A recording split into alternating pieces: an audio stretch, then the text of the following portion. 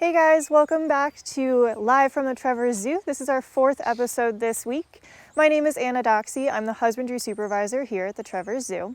And what that means is I have a couple of people above me that give me lists or items that need to be done on a daily or a weekly basis.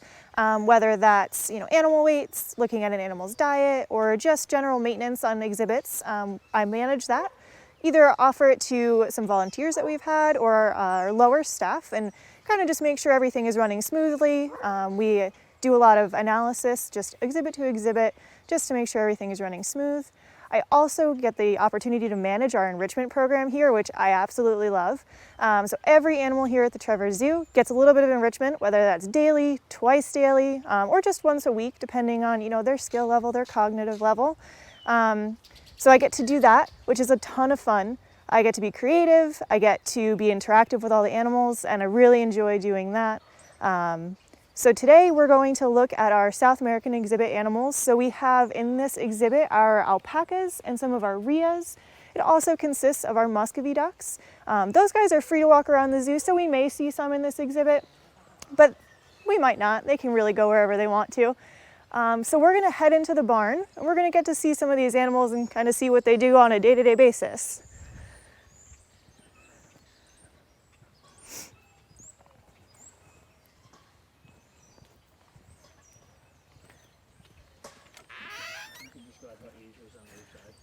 So as we walk into the barn, on our left-hand side is that South America exhibit that I was talking to you guys about. On the right-hand side is our Asia side. So this barn does have 2 different continents connected to it. So our Asia side has our white-naped cranes and some Rheas muntjac in it, and you guys are going to get to see that on a future episode. But today we're really going to focus on our South America guys and hopefully get you guys up close and personal with some of our really great animals.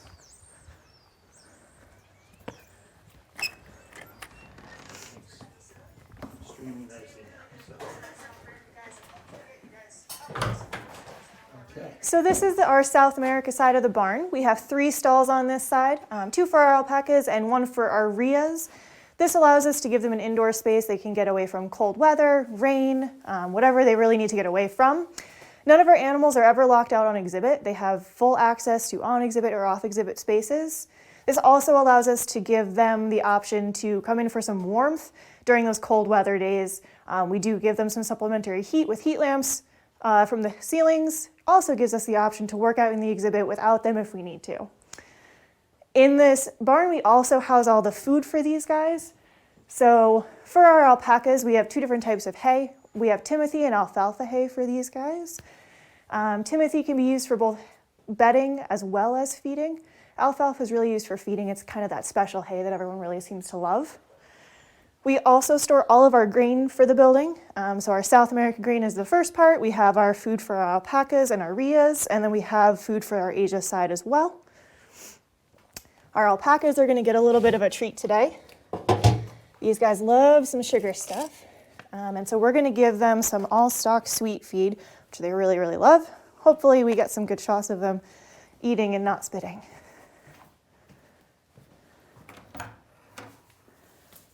Hi, girls. So these are our 2 female alpacas. We do have 4 alpacas here at the Trevor Zoo. Our white alpaca is named Magnolia, and our black alpaca that just walked away is named Birdie. Birdie is 11, and Magnolia is 13. They came to us from a local farm. They're on donation.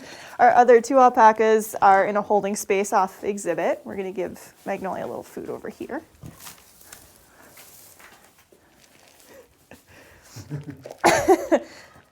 Okay. I guess this is what we want, isn't it? Yeah. So as you guys can see, they're pretty gentle, eating out of my hand. Come here, Birdie. No? Okay. These guys aren't quite used to the whole hand thing. They do get separated when they eat because, as you can see, Magnolia really loves her food and is very protective. Yep. But I put food in the feeder for you. Look. It's in there.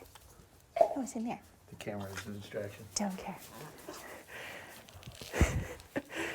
So in these stalls, we offer them a bed of hay, as you guys can see. One of Birdie's favorite pastime activities is actually taking a hay bath in this. So every day we go through and we put it back together for her so she can roll around in it. So alpacas come from South America. They're often mistaken for llamas, which are their larger counterpart. And, okay. These guys are found in the Andes Mountains. They can be in ranges of 11,000 to 16,000 feet, which is pretty high. There are two different types of alpacas. These guys are called Wakaya alpacas. There's also the Surrey alpaca. The big difference comes from their wool. So these guys have a more fibrous, a very dense wool that grows perpendicular to their bodies, where Surrey alpacas have the longer kind of straggly fur that you'll see. These guys were, we believe, once bred from guanacos. Hi, baby. And they are a domesticated breed. They are not meant for working, so these guys are strictly bred just for their wool. This is what I thought would happen. She just wants more food. And so... you have more, you want to get more? I don't know, that's it. That's all she's getting. Okay. I don't need any more on my face. So these guys are really bred for their wool. It's very, very thick, very dense. This also helps to keep them really warm in the summer. Really warm in the winter. And allows for them to take these dust baths that you see, so you guys can see kind of all the dust and the dirt coming off of her. This is how she cleans herself. And if you saw the video of Birdie, and you should go back and look at it if you missed it, she loves to show you guys how to wash her hands. Birdie loves to take a bath. She takes one about once a week, just because when we fill her water, she decides that she's going to sit in it. So it's always a good time. We do have a question from 4-year-old Augie who wants to know why they're different colors. So we have a question from 4-year-old Augie, and he's wondering why they're different colors. So alpacas come in many, many different colors. It's just kind of the way that they're made. You get some that are light, some that are dark. If you live in South America, you might say there's about 52 shades of them. But here up in the States, we recognize about 12 different shades. So we just have Birdie, who's a little darker, Magnolia, who's a little lighter. Just different, two different colors.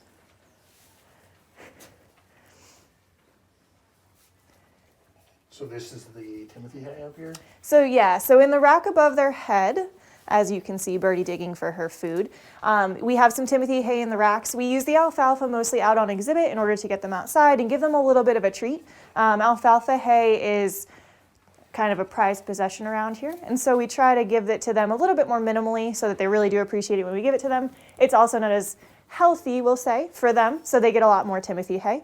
That's also what you guys see on the ground here. So you see Magnolia digging in it for the food that she lost. She's finding some good stuff in there. Birdie's really going deep here. Getting in there. So these guys have really, really thick wool. In the spring, a couple months or so, we will shave them down. We do that right here on exhibit, which is a lot of fun. And we actually use their wool to create different things. So alpaca wool can be used for things like hats, scarves, gloves, really anything you would find at a store that can be made of sheep wool can also be made of alpaca wool. And so we'll shear these guys down, save it, and we actually have it spun into yarn in our mill gift shop, which is pretty exciting. So you can purchase that and use it for things, and I think we actually have some stuff made from it, which is really cool. So you can take a little piece of the Trevor Zoo home with you when we do finally open back up. Oh boy. So these alpacas make up about 90% of the wild population that you'll see. The Surrey alpaca makes up about 10%, and that's just because of breeding. And these guys are more of a post-era animal rather than the others who are pre-era of current times. And they're hardier, I guess? These guys are much hardier because they have the thick wool. It allows them to live in climates that are much more drastic than the Surrey alpaca. So these guys will live in the high areas of the Andes, whereas the Surrey will live kind of in the low grasslands, which also allows them to live in the places around here. We have many, many farms that have alpacas just around us in the Hudson Valley, and it allows them to really winter the weathers here, or weather the winters here. Even when the temperatures get down really low, they're still able to really keep themselves warm with this really thick coat of wool that they have. Do not spit at me. So we're going to take you guys outside to see their whole outside space. Hopefully they'll come with us. Yes, let's go. I could bring some hay if you want. So this is Birdie and Magnolia's outside space. Hopefully they'll follow us out here in a few minutes, but they really have a big expansive exhibit. It is a shared exhibit like we were saying, so we do have our Greater American Rhea out here. One of our girls is coming to give you guys a hello.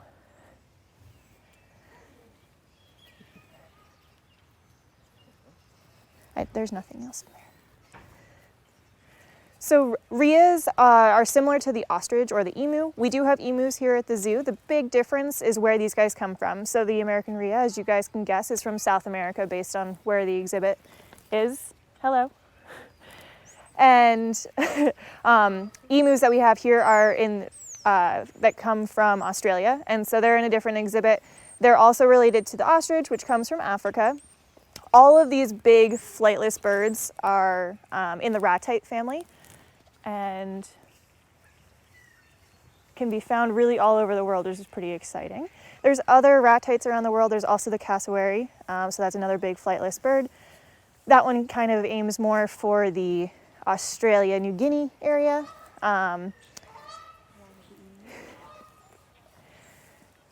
So one of the very cool things about the Rheas that you guys may or may not see when you're here at the zoo is that the males actually do all of the nesting in this species. So males and females will come together during their mating season. The males will make a very large booming noise, kind of like a rumble, and that signals that they're ready to mate. They're polygamous animals, so they'll mate with 2 to 12 females. It really doesn't matter to them. The male will dig out a nest, so he creates a hole in the ground and then brings in nesting material, whether that's sticks or hay, leaves of any kind, whatever they really are thinking will attract those females. The female will lay the eggs, and then our male will actually do all of the work. So the male will sit on the nest for about 36 to 40 days. They make sure that they keep the nest safe. They'll kick dummy eggs out of the nest in order to keep it safe. They'll do all of the sitting, making sure that they turn the eggs, really keep everything going the way that they need to. So you guys can see why they might be protective. We've had some in the past say Kale is very, very protective of his exhibit and his babies, and we figure he can be. I mean, he does all that work for so long that he gets the chance to. So if you're looking at our 3 animals right now, you can see the one that's closest to us, the middle one, and the furthest. The 2 closest to us are his daughters. So this is Skittles and Lola. They're about 2.5 years old this year. Kale is the one all the way in the back. He has the darker black neck, is a little taller, and Kale is 7 this year. Kale was hatched here at the Trevor Zoo, and the girls were born here in 2017. For the most part, Rheas eat leafy greens. They are a vegetarian. The only time that they really eat anything different is when they're babies. So when our little ones were just a few days old and they were whistling, which is really the only sound that a Rhea makes other than a mating call, they were huddled under Dad's wing, kind of tucked around, would pop out and whistle, and they would come out to hunt insects, which was always really fun to watch. They eat little things like grasshoppers, crickets, bugs that they find in the ground. After they're a couple of days old, they kind of go back to the normal diet. They'll eat twigs, sticks, leaves, really whatever they find on the ground. Here we feed them a ratite diet, so they just get a pellet. We also feed them a kale and apple salad, which they seem to really enjoy. So what are the girls' names are? So our girls are named Skittles and Lola. Yep. And they're 2.5 years old this year. Just hanging up front. I don't know how close I want to try to get to them because Kale might get a little bit. But if you come with me, maybe we can get a little closer. But look, we do have a monkey with our friend, so. Yep. There's some more coming. Yeah, that's good. Yeah. Let's see if that's him over there. Mm-hmm. Okay, let's see how close we get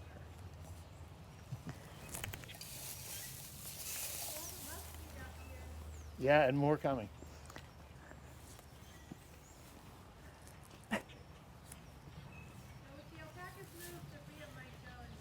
Mm-hmm. Yeah. So you guys can see she's kind of looking at the hay, interested in possibly maybe what's going on. Sometimes the Rheas will come up and become interested in whatever the alpacas are doing, whether that's eating, drinking water, it really doesn't matter. They always seem to be interested in whatever the alpacas are doing. Our females are very gentle, very interested in everything that's going on.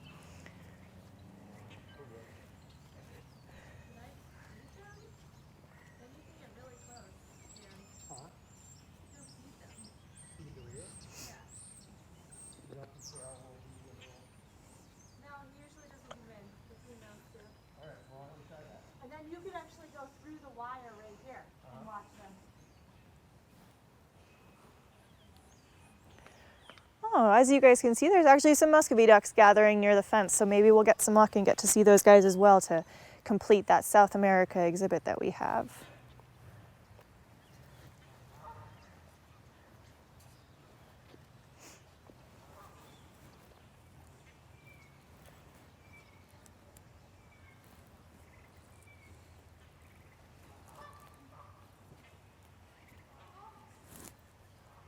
Hi, Birdie.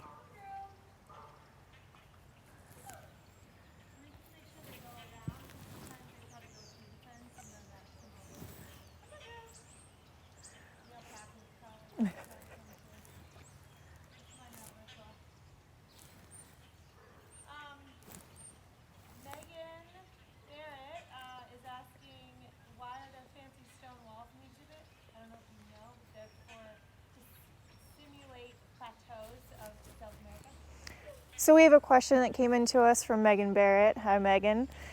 She's asking why there are rock walls in this exhibit, and that's because South America has a lot of plateau areas, so that is to basically to help us signify that. We'll actually see these animals use them in multiple ways.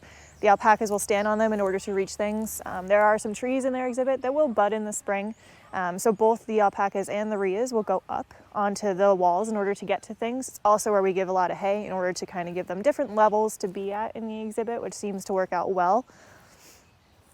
It does also give an option for the Rheas. We'll see Kale build about 6 nests a year. Typically he'll settle either in a space near the rock walls or he'll settle in a corner where he really feels comfortable. So that's kind of a give or take. You'll see him use a lot of the hay that we put out here. He'll also use some of the pine needles and the leaves that we get that fall from the trees in order to create a nest, which is always a really fun process to watch. But yeah, that's what our rock walls are for. They really add a big dynamic to the exhibit that hopefully makes them feel like they're a little bit more at home in their natural habitat. So we have a couple questions about our alpacas coming in. One was, were they born that color? Yep, our alpacas are born that color. Their skin is about the same color as their wool that you guys will see. So Birdie in relation is black underneath and Magnolia is white. And our alpacas, other question was, do our alpacas like the snow? Yes and no. It really depends. When it is snowing, our alpacas love to be outside. They play in the snow, they dig in the snow, they do basically anything and everything in the snow. Hello? Yeah. Once we have the snow out here, I don't know if they love it. It is a lot of work to walk through it, but they're pretty good out in this. If you I don't know if can my they mic's hear? picking that up. Yeah. So I don't know if you guys can hear this. If my mic can pick it up, but our wolves are howling at the moment. So I'll quiet down and see if you can hear that.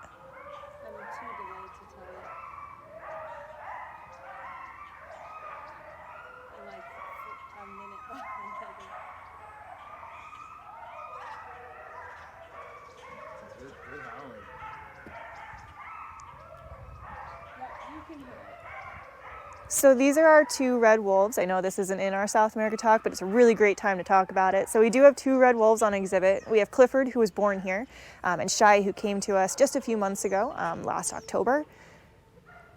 Shy actually came and kind of lived up to her name. She was really, really great with us, but very shy with her calling. And most recently, we've actually just heard her starting to develop her howl, which is really cool. And so one of the great benefits of working here and having the 2 wolves that howl is that every day, usually dusk and dawn, they will howl, or if they hear something that they find interesting. I don't care if you have What you doing, hay Birdie? on your face, do you? No. Birdie loves when there's hay on her face. There's nothing in there. All right. You saying hi to everyone? Yes. Jess, do we have more questions? Eliza was asking, why don't we have any females? Muscovies. Muscovy ducks, yes. They come and go. You can answer that. So we have a question about our female Muscovy duck population, why it's so low. Females don't usually last as long. Either predation or just genetics. Sitting on a nest is never a great thing for a bird to have to do. So sitting on a nest for a long time can open them up to predation. We actually only had 2 females, and they, for the most part, passed away due to old age. We are in the process of looking for more Muscovy ducks. We just haven't gotten that far yet. Not quite the season to bring them in. We try to keep it warm. 8 is enough at the moment, probably. Yeah, and 8 Muscovy ducks is definitely enough. If you guys ever watch us feed them, which I'm thinking is coming in a future episode, you will see the mayhem that occurs when all of the Muscovy ducks attempt to eat at one time. Hi, Birdie. You're just the star of the show. Yeah. Oh, so one of the Rheas is coming around to eat Gus. Ah. So now we have a Rhea finally interested in her food. So this is one of the females, and we do actually have the other female and Kale in tow. So you guys will get to see how they use their feeders. And see the Muscovy duck take advantage of it.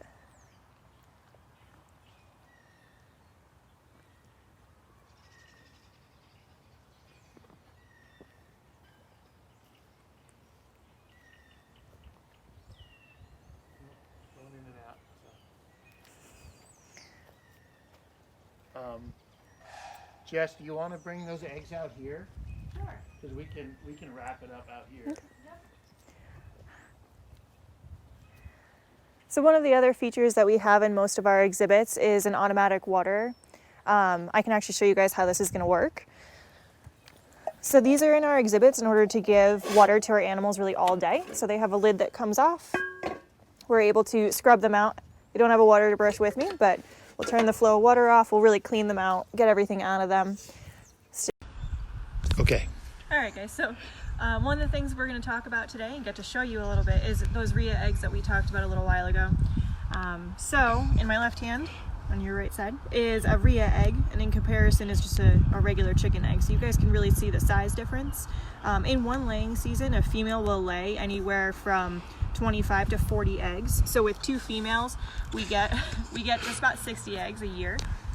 Because we really don't need any more than the 3 Rheas that we have on exhibit right now, we do pull the eggs, and rather than let them go to waste, one of the cool things that we do is drill holes in the back of them, and we are able to blow all the yolk out, which makes omelets and scrambled eggs and many things for all of our other animals to enjoy, like our carnivores and our marmosets and tamarins that you guys saw a couple of weeks ago on our second episode. Once we blow that out, we clean the eggs off, and we've actually had a couple of students who have learned to paint the eggs, which was really cool. So they have different scenes on them, different animals. They paint them, make them all beautiful, and we're able to sell those in our Trevor Zoo gift shop as well, down in the mill. So lots of cool things, and you guys can really see the size difference. I mean, that Rhea egg is huge compared to a chicken egg, though a Rhea is also huge compared to a chicken.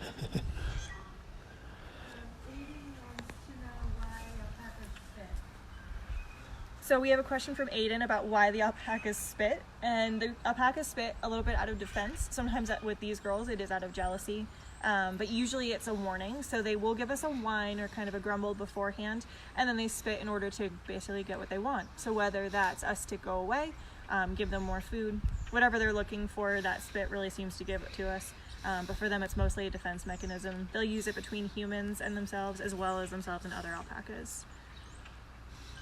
These girls are pretty good about spitting, Eden, but our boys down in Holding, Marshmallow and Pecho, have a little bit more of a rough relationship. They are older males, and so that's why they're in our holding space off exhibit, kind of in retirement, and those boys really love to show their attitude, and so we are just always aware that we're in spitting range whenever we're in alpaca land. Talk about how Bernie has no social distance. Yeah, yes. So if you guys notice, one benefit of working at a zoo is social distancing is not an issue. Birdie right here loves keepers. We have clearly a very special bond. She loves to get kisses, which is what she'll do when she kind of nuzzles against your cheek.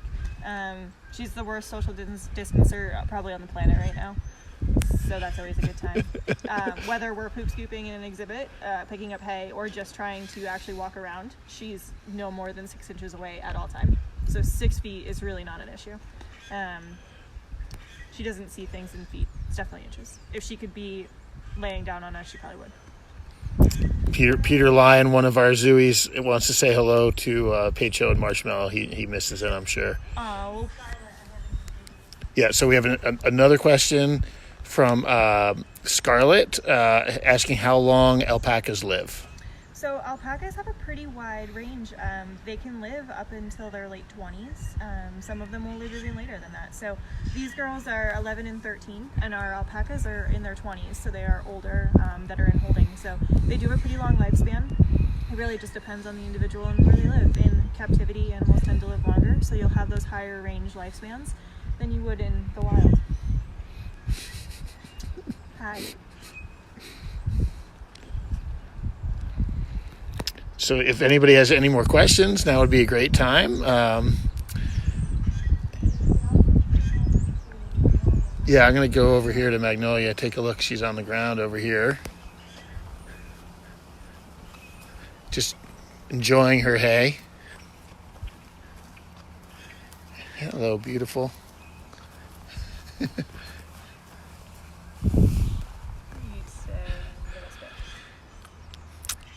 Madeline would like to know how many alpacas we have. So Madeline, we have 4 alpacas here in total. We have the 2 females that you guys have seen a lot of today, and we have our 2 males down in the holding barn off exhibit in their retirement space. So do we ever mix the pairs together, or that's not something we want to do? So we don't mix the pairs together. Technically they are still able to breed, and to be honest, 4 alpacas is plenty here at the zoo. Just managing these girls and the boys is a lot of work. It's a lot of fun, but we don't really need any more than 4 alpacas. And there's a bunch of alpaca farms that are able to do that rather than us. So we do keep our males and our females separate. They've been separate for a very long time here at the zoo. Sue Tracy would like to know if they make good pets given the proper care and space. So any animal can make a good pet. It's really whether or not they should be a pet.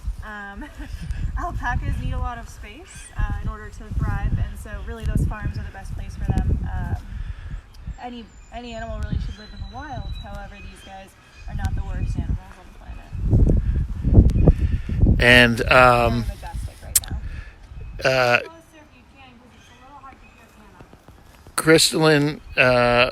Crystal would like to know why their hair is slightly different between the 2. Crystal, so their hair is a little different between the 2, and that's mostly because Birdie does a lot of self-maintenance. Birdie likes to take baths, as I said before, so she'll actually come... She's gonna use So she'll actually come over whenever we have a hose in the exhibit and force us basically to give her a shower. These girls are pampered a little bit. So she'll take a bath, and then she'll actually go out into different areas that they've created on exhibit, and they don't have one right now because it just rained, so they're all mud, but they do make dust bath areas, so they will basically dig at the ground to show all of the dirt, and then they'll roll in that. That allows them to remove any dust, dirt, grime that builds up in their fur. Magnolia doesn't take baths as much as Birdie, and Magnolia is also outside a little bit more, so her fur is just a little bit more tied down to her, just because she doesn't bathe quite as much. Sue would like to know what their personalities are like, and I'm curious to see, like, can you really tell, do they have different personalities? So, Sue, these guys have very different personalities. When we first come into the space, whether it's to feed, clean, or just maintain in general, Birdie is always 100% in your face, ready to go with whatever you're doing. Whether she wants to be kind of near you, away from you, really whatever. Birdie is very outgoing. Magnolia is a little bit more shy, so she's usually in Birdie's wake. And so you'll see Birdie kind of come, we say, running towards us, and then Magnolia following. So Magnolia is a little shyer, not quite as outgoing, not really willing to be right up next to you. Looking at their fur also, just the pedigree of an alpaca can really affect that. So just depending on who the dam and sire, the mom and dad are, can also really affect the way that their wool grows in.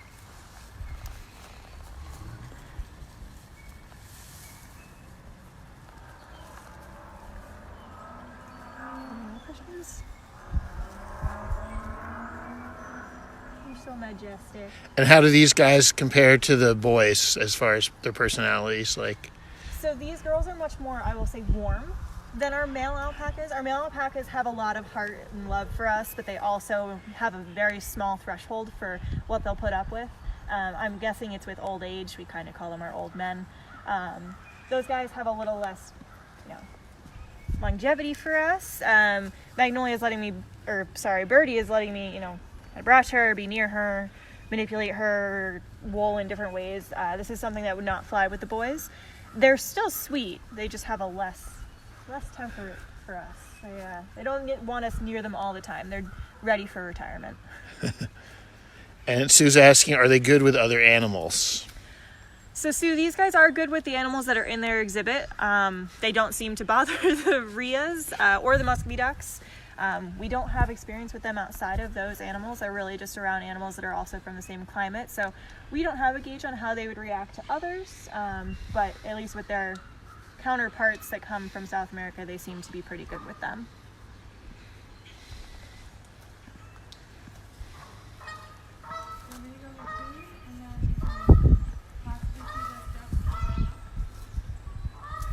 Sure.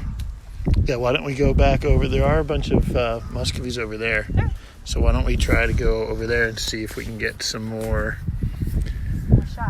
shots of the Muscovies. I'm just going to grab this.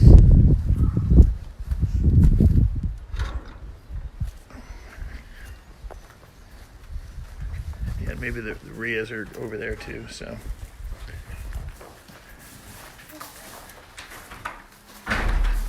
Alright guys, so we're going to head out of our South America barn now. We're going to go see if we can find those Muscovy ducks again, see if we can get some better shots of them. Might even eat for us.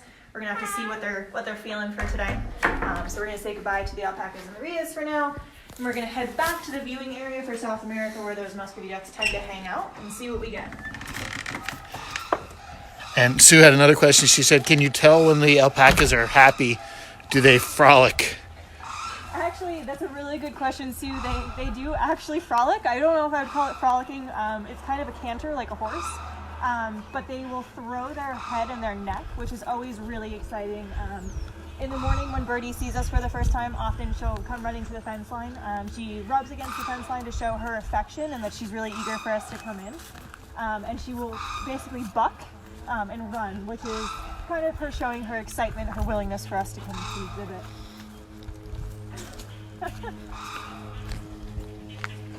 I see we have a duck. Oh, we have. We have Munchkin.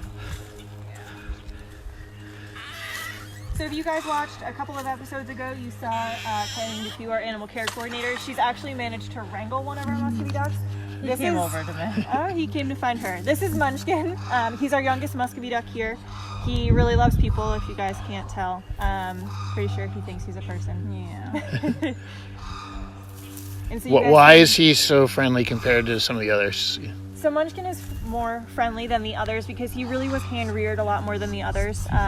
He was born with one other mate, Nugget, who is down here on the ground. They were hatched together, so these guys are a lot more tolerant of our human contact than the other ducks. We really wanted to try to use them to educate people and show them what these guys can do, so you guys can now see them up close and they're not too startled, which is exactly what we have them for. So Munchkin was handled by a lot of our students, a lot of the keepers, just to give him a lot of attention when he was growing so that we could do things like this, hold them, look at them, give them exams, and have them kind of show you guys what they can do.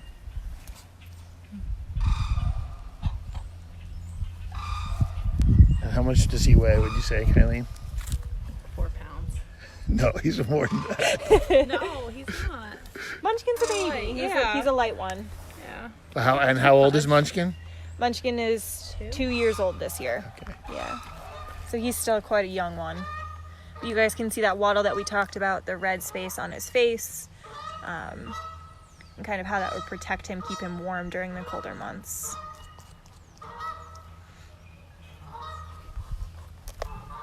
Little feet. Yeah. It's like, don't touch my feet.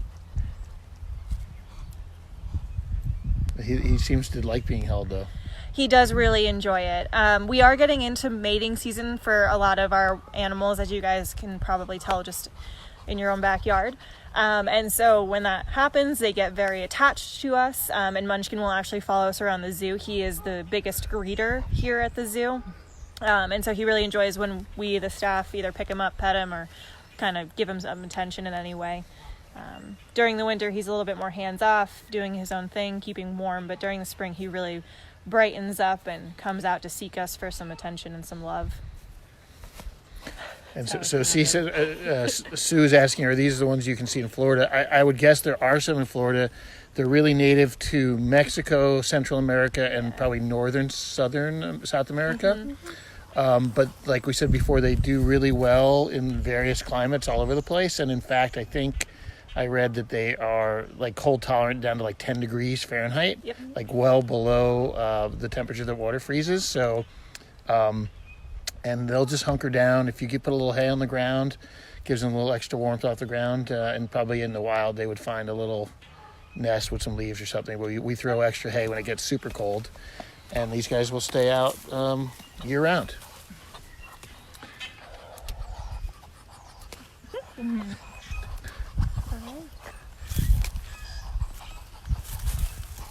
Yeah, okay, all right. Yeah, it doesn't surprise me. Hey, buddy. Okay, well, I think that's it for the questions. So, All right, guys, so if that's it for our questions for today, I think we're going to wrap it up. Ow. So thank you for watching live from the Trevor Zoo. We'll be here every Wednesday at 4 o'clock.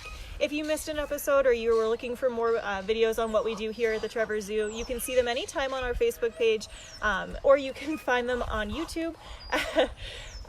We also have live streaming cameras that follow our red pandas and the waterfowl all the time, so you can see those at millbrook.org/Trevor Zoo Live. We hope to see you guys again next week, and we really hope to see you guys again when we open after all of this is over. We hope everyone is staying safe and doing well. We'll see you guys next time.